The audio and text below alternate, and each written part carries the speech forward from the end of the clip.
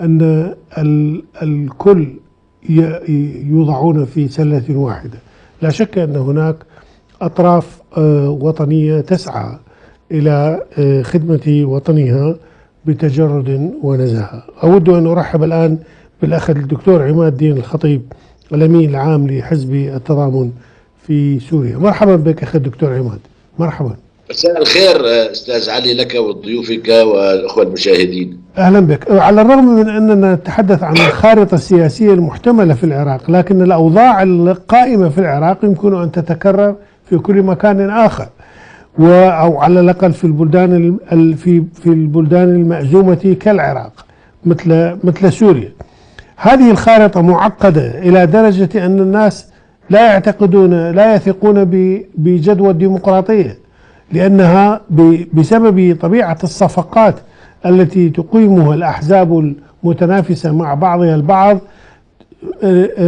تبدد كل قيمة من قيم الديمقراطية، وكأننا نركض وراء سراب.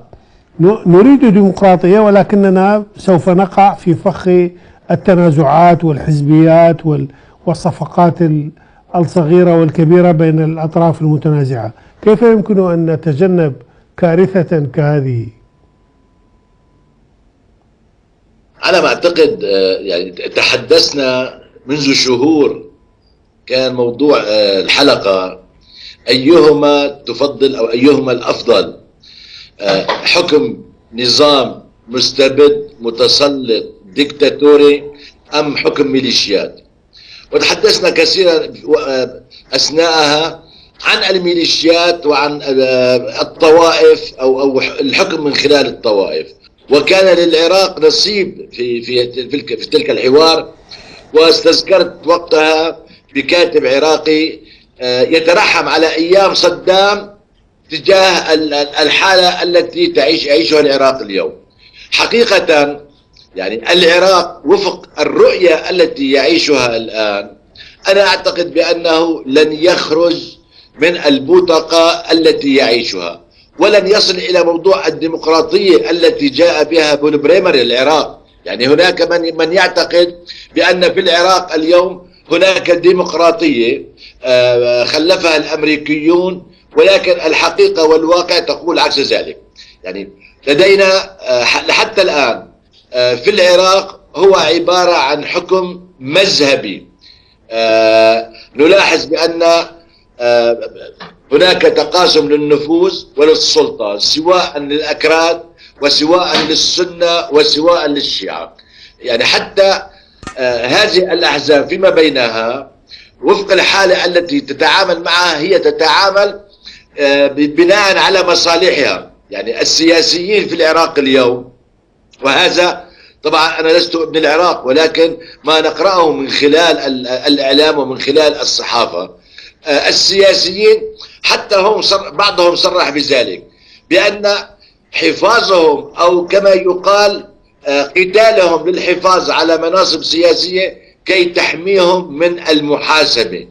ومنذ أيام كان هناك من أخبار بأن هناك عمليات للمحاسبة أو عمليات للنزاهة قد تطال العديد من المسؤولين بالعراق.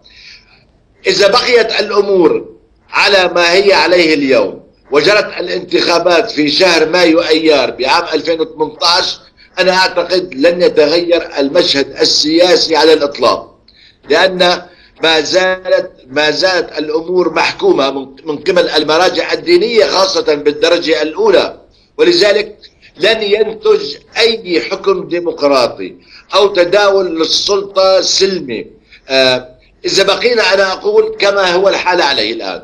يعني يجب أن نعتقد على الحكومة العراقية الحالية أن يكون هناك نظام انتخابي جديد، أن تكون هناك شروط حتى للأحزاب السياسية القائمة أن لا تكون على أساس ديني أو على أساس عرقي تتحكم بالحالة السياسية في البلاد كلها.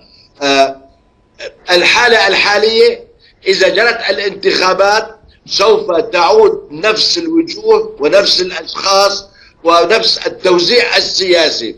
الأكراد كما ذكر ضيفك يريدون منصب رئاسة الجمهورية على الرغم بأنه منصب فخري السنة أيضا يريدون منصب رئيس مجلس البرلمان أو مجلس الشعب، وتذهب رئاسة الوزراء للطائفة الشيعية أو المذهب الشيعي.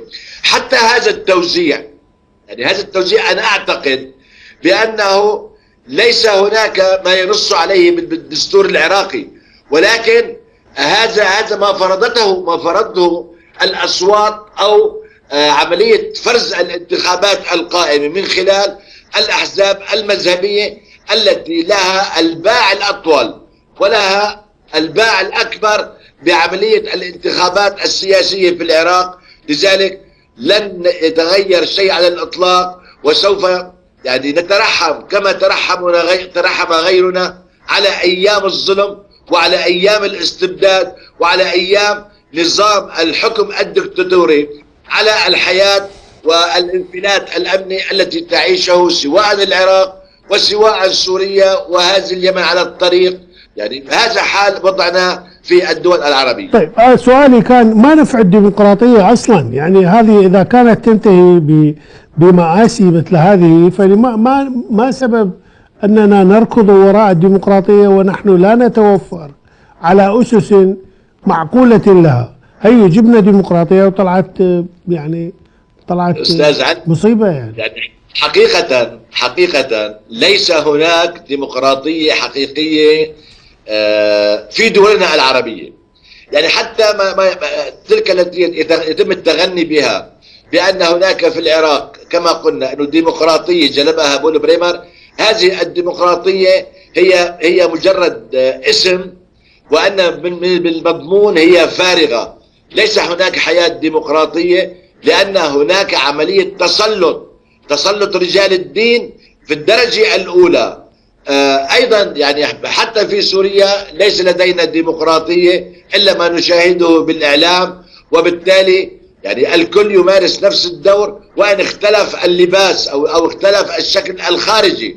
في العراق حقيقة ديمقراطية بمعنى الديمقراطية التي يتحدث بها الغرب أو الديمقراطية التي تعيشها فرنسا أو بريطانيا ليس لها وجود على الإطلاق، لأن هناك دول متحكمة. يعني حتى ذكر ضيفك بأن حقيقة هناك دول مؤثرة ودول فاعلة في عملية الانتخابات في العراق، تحديدا العراق، وحتى في اختيار الأشخاص، أي من له حظ أو نصيب أو حظوة لدى الطرف الإيراني وهو المؤثر اليوم أكثر شيء في اللعبة السياسية في العراق، سوف ينال نصيبه وسوف يتربع على سدة السلطة، لأن السلطة التنفيذية هي لرئاسة الوزراء باعتبار نظام الحكم نظام برلماني.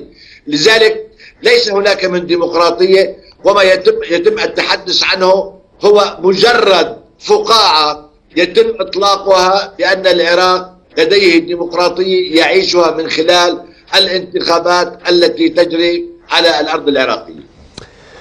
هذا حال صعب. هل يمكن لك أن تشعر بالخوف من أن تمتد الديمقراطية إلى أرجاء أخرى من الديمقراطية العراقية، أي إلى أرجاء أخرى من العالم العربي لا سامح الله؟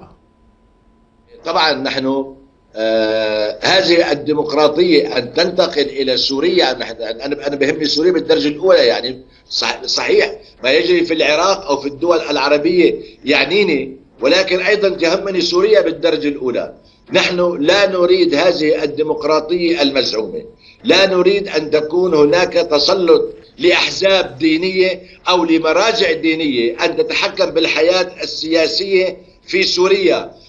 نحن نخشى يعني وقلناها سابقا بأننا لا نريد هذه الميليشيات التي تحاول إقامة دولها أو إماراتها على الساحة السورية، وأن حتى نرفض أن تكون شريكة في السلطة مستقبلا إن لم تغير نهجها وتخرج من عباءتها. لذلك نحن نتمنى أن يتم التوصل إلى دستور عصري حديث يتلائم والمجتمع السوري بعيدا عن الأمور الدينية، بحيث أن نطبق القاعدة القائلة الدين لله والوطن للجميع.